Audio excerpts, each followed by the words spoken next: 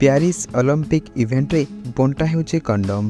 ଆଜ୍ଞା ହଁ, ହୁଏତ ଏ କଥାଟି ଆପଣଙ୍କୁ ଆଶ୍ଚର୍ଯ୍ୟ ଲାଗୁଥାଇପାରେ, କିନ୍ତୁ କଥାଟି ସତ। ରିପୋର୍ଟ ଅନୁସାରେ ହଜାର ହଜାର କଣ୍ଡୋମ୍ ଖେଳାଳିମାନଙ୍କୁ ଦିଆଯାଉଥିଲା ବେଳେ ଆହୁରି 3 ଲକ୍ଷ ମଧ୍ୟ ବଣ୍ଟାଯିବ। ତେବେ ଏହି ପ୍ୟାରିସ୍ ଅଲିମ୍ପିକ୍ ଜୁଲାଇ 26 ତାରିଖରେ ଆରମ୍ଭ ହୋଇଥିଲା ବେଳେ ଅଗଷ୍ଟ 11ରେ ଶେଷ ହେବ। କିନ୍ତୁ ଆପଣ ଭାବୁଥିବେ ଅଲିମ୍ପିକ୍ ଗେମ୍ରେ କଣ୍ଡୋମ୍ର କାମ କ'ଣ?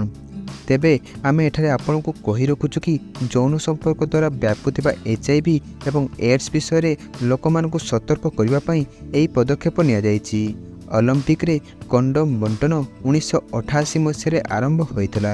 ବାସ୍ତବରେ ଅଲିମ୍ପିକ୍ ସମୟରେ ଛାତ ଉପରେ ବହୁ ପରିମାଣରେ କଣ୍ଡୋମ୍ ମିଳିବା ପରେ ଅଲିମ୍ପିକ୍ ଆସୋସିଏସନ୍ ବାହ୍ୟ ଯୌନ ସମ୍ପର୍କକୁ ନିଷିଦ୍ଧ କରିଥିଲା। ଏହାପରେ କଣ୍ଡୋମ୍ ବଣ୍ଟନ ଆରମ୍ଭ ହେଲା।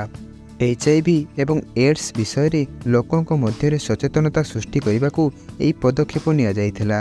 ଗତ ଅଲିମ୍ପିକ୍ ସମୟରେ ଟୋକିଓରେ 1,50,000 କଣ୍ଡୋମ୍ ବଣ୍ଟନ କରାଯାଇଥିଲା। ଅବଶ୍ୟ ପରେ କର୍ତ୍ତୃପକ୍ଷ କୋଭିଡ୍ ମହାମାରୀ ହେତୁ ଅନ୍ତରଙ୍ଗତା ଉପରେ ପ୍ରତିବନ୍ଧକ ଲଗାଇ ଦେଇଥିଲେ।